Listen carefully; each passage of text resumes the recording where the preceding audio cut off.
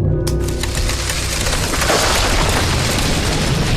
my name is Scott from the Economics Tutoring Center, and today I'll be talking about GiffenGoods.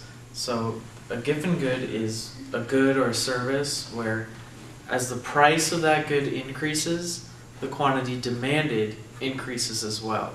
Intuitively, it usually makes sense that a higher price will result in a lower quantity demanded. So if you were to draw a typical supply and demand graph with a GiffenGood, it might look something like this. So you'd actually have an upward sloping demand curve, which is definitely not what we're used to seeing. So, and it's upward sloping because of what I said about the definition of a GiffenGood. If the price increases, so does quantity demanded. So that's what the demand curve would look like, and then the supply curve would be its usual upward sloping shape.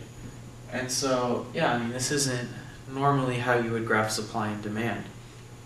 So you might ask yourself, well, how can this, or can this ever happen? How can it happen? One example is potatoes during the big potato famine in Ireland. Some research says that they were a GiffenGood at that time. Other research says they weren't.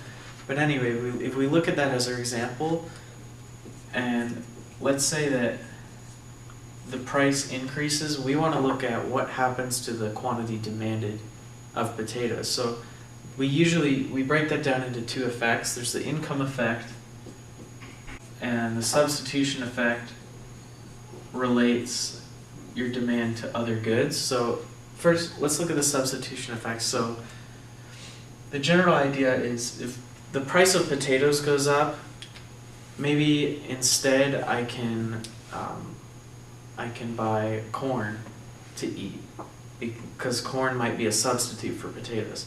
So that would say that as the price of potatoes goes up, the quantity demanded of potatoes will go down. So let's divide this.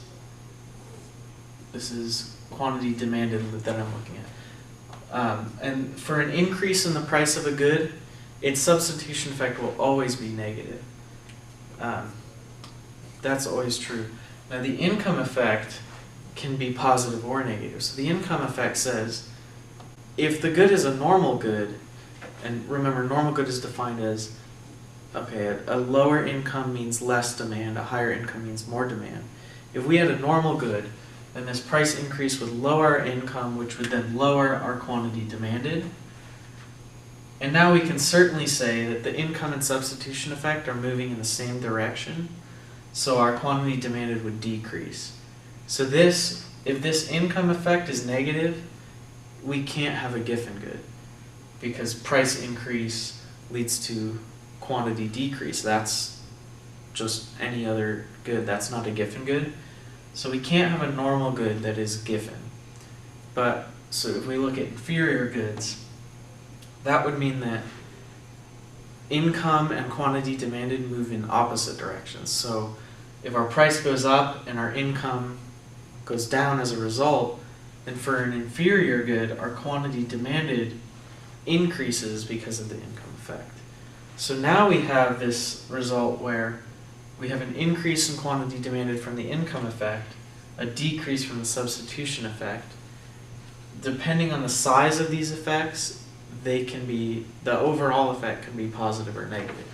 So usually it's still negative. So that's why we have a lot of inferior goods, but not typically very many GiffenGoods.